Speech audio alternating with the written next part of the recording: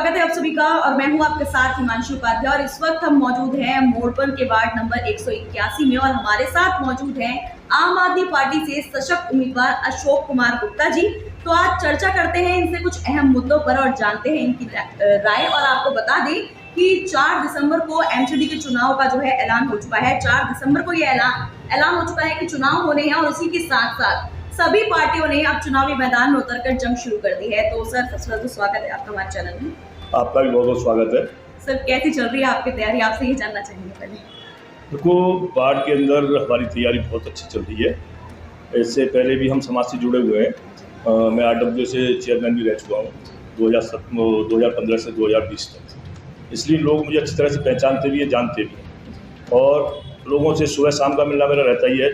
मेरा यहीं का सारा कुछ है, मैं ऑफिस भी है मेरा यहाँ पे, तो मैं यहाँ उठता बैठता रहता हूँ, लोग आते जाते भी। तो यहाँ पे बहुत से लोग आज की डेट में यही चाह रहे हैं कि कोई भी कैंडिडेट ऐसा है, कोई फ्रेश कैंडिडेट हो जो पब्लिक की सेवा कर सके। और सर आप तो काफ़ी लंबे टाइम से समाज सेवा करते आ रहे हैं, तो इस बार अगर आपको मौका मिलता है तो उससे पहले आप क्या करेंगे? जी, हम इसमें हमें बहुत मौका मिल रहा है, इस समय हमें बहुत फ़ायदा भी मिलेगा। हमने समाज सेवा की है तो उसका हमें फ़ायदा मिलेगा, अच्छा फ़ायदा मिलेगा हमें। और लोगों की इस समय अच्छी राय है क्षेत्र के अंदर कि कोई भी ऐसा कैंडिडेट हो जो जनता के लिए काम करे। पिछले पार्षदों को देख कर के बीजेपी का 15 साल शासन रहा है यहाँ पे, तो पीछे के पार्षद जितने भी रहे उनको आज तक लोग पहचानते भी नहीं हैं।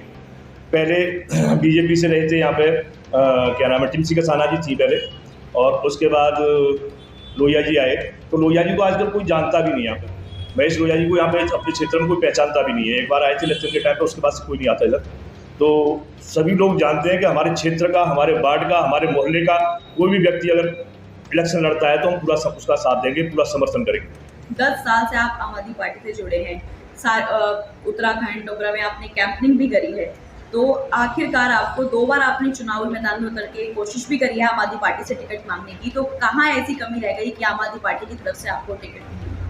देखो, मैं पार्टी का बताऊं आपको, पहली बात तो मैं हृदय से पार्टी से जुड़ा हूँ। इससे पहले कभी मैंने पॉलिटिक्स नहीं की थी।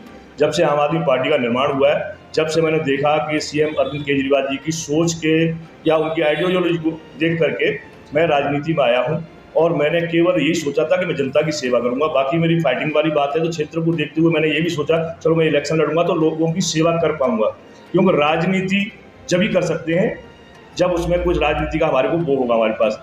तो मैंने 2014 में भी लोकसभा का टिकट मांगा था अब पार्टी से, अपनी से मथुरा से। तो वहाँ से मेरे को टिकट नहीं मिला, तो कोई बात नहीं, मैंने फिर भी पार्टी के साथ लगा रहा हूँ। उसके बाद 2017 के इलेक्शन हुआ था एमसीडी का, तो उसमें एनडी शर्मा जी विधायक थे। तो एनडी शर्मा जी के थ्रू भी मैंने एक बार टिकट मांगा, मगर जब भी मुझे टिकट नहीं मिला कोई बात नहीं, फिर भी मैंने पार्टी के साथ कोई भी ऐसा विश्वासघात या कोई भी पार्टी के विरोध में कोई भी कदम नहीं उठाया, क्योंकि मुझे ये पता है आज नहीं तो कल हमारी पार्टी लोगों के हित में काम करती है। तो हमें जरूरी नहीं है कि हमें हम स्वार्थ बस इलेक्शन लड़ना नहीं चाह रहे थे, हम लोगों की सेवा करने के लिए ही इलेक्शन लड़ना चाह रहे थे। अगर अभी नहीं मिला कोई बात नहीं, अभी हमें उम्मीद है कि अभी हमें टिकट मिलेगा। पार्टी देखेगी कि अपने कार्यकर्ताओं को टिकट देगी और पार्टी ये भी देखेगी कि कौन निष्ठावान है, पार्टी के प्रति कौन निष्ठा रखता है। आप जैसा कि अभी आपने बताया कि आप पार्टी के प्रति बहुत वफादार हैं, आप कहना चाहें तो हम पार्टी के लिए आपने बहुत मेहनत करी है। आप अभी तक मतलब 2 बार टिकट ना मिलने के बावजूद भी आप पार्टी के साथ जुड़े हुए हैं, ये काबिल तारीफ है। और अब आपको क्या लगता है कि पार्टी इस बार आपको टिकट दे सकती है? नहीं, आपको क्या लगता है? सर नीचे कुछ आपके सामने नहीं, पार्टी को अब ये पता है कि हमारे साथ कौन कौन कार्यकर्ता हमारे साथ जुड़ा हुआ है, दिल से जुड़ा हुआ है। केवल कुछ कार्यकर्ता भी जो नए जुड़े हैं, वो मुझे भी ऐसा लगता है कि वो पार्टी के लिए काम नहीं कर रहे, वो अपने लिए काम कर रहे हैं। तो हो सकता है कि वो निकल जाएंगे, पर हमने जब 10 साल से हमने पार्टी के साथ काम किया, अभी हम ये इच्छा नहीं लेके चलेगा हमें पार्टी हमें टिकट ही देगी। बाकी हम कोशिश कर रहे हैं, पार्टी को देखना है कि हमें किसको टिकट देना है। तो सर अगर पार्टी आपको टिकट देती है और आपको जनता का सपोर्ट मिलता है, आपको जनता का प्यार मिलता है, तो सबसे पहला कदम आप जनता के लिए क्या उठाएंगे पार्टी में? सबसे पहले जनता के लिए हम पहले वो सुविधाएं देखेंगे जो एमसीडी के अंदर आती हैं। एक तो हमारे क्षेत्र के अंदर कोई पार्क नहीं है, यहाँ व्यापारी वर्ग ज़्यादा रहता है, सबसे ज़्यादा व्यापारी हैं। तो ये बेचारे दूर से भी आते हैं, कुछ लोग यहाँ के भी रहने वाले हैं, कुछ रेंट के भी रहने वाले हैं।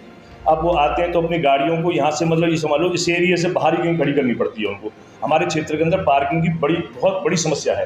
और दूसरी बात क्या है, नालियाँ ये लगा लो आप 5 साल से ऐसी खचाखच भरी है। गलियों के अंदर जाइए, आप देखिए गलियों के अंदर नालियाँ साफ नहीं होती, एक महीने तक, 15 दिन, 20 दिन तक कोई नाली साफ करने वाला नहीं आता। मतलब आपके कहने का मतलब है कि जो मौजूदा पार्षद हैं उनके द्वारा क्षेत्र में कोई विकास नहीं, कोई काम नहीं हुआ उनके थ्रू। कोई विकास नहीं। तो सर, जाते जाते आप हमारे चैनल के माध्यम से जनता को क्या संदेश देना चाहते हैं अपनी वार्ड की जनता? भी मैं तो यही चाहूँगा कि अगर वार्ड में जितने भी लोग रहते हैं वो सभी एक बार हमको मौका दें, अरविंद केजरीवाल जी के हाथ मजबूत करें। और हमने मतलब उसमें रह कर के राज्य सरकार में रह कर के हमने काम किए। हम जनता से एक बार कहेंगे कि हमारे को निगम में लाओ, फिर हमारे काम देखो, हम जनता के लिए बहुत काम करेंगे। और हमारे क्या नाम है, हमारे सीएम साहब ने भी यही कह रखा है कि आप क्षेत्र के अंदर काम करें। पूरा क्षेत्र कूड़ा हो रहा है। आपको पता होगा शायद कि गाजीपुर है, बलसवाड़ एरिया और ओखला है, यहाँ पे 15 साल के अंदर 80 मीटर ऊंचे कूड़े के पहाड़ बना दिए गए। और अभी बीजेपी अब भी यही चाह रही थी कि हमको 3 साल और दे दो। अभी आपको पता होगा, मैं शाही ने मांगा था 3 साल का समय। अभी 3 साल का समय वो इसीलिए मांग रहे थे कि अभी जो बची है जगह उसको भी हम घेर घार करें, यहाँ पे कूड़े के पहाड़ बना दें। मगर हम ऐसा नहीं होने देंगे किसी भी कीमत पर भी, चाहे कुछ भी हो जाए। जनता ने अपने मन भी बना लिया है कि अब हम उनको विदा कर देंगे और आम आदमी पार्टी को पूर्ण बहुमत के साथ जिताएंगे। तो ये थे हमारे साथ अशोक कुमार गुप्ता जी, जिनका कहना है कि ये अगर पार्टी में आते हैं तो जनता के लिए पार्किंग की सुविधा, नालियां जो साफ नहीं होती, जो एमसीटी का काम होता है, यहाँ पर जो काम होता है पार्षद का, निगम पार्षद का, नालियां साफ कराना, कूड़े के ढेर जो लगे रहते हैं यहाँ पर, उन सभी सुविधाओं को यहाँ पर ये मुहैया कराएंगे। तो इस तरह की तमाम जानकारी के लिए जुड़े रहिए हमारे साथ और देखते रहिए न्यूज़। धन्यवाद।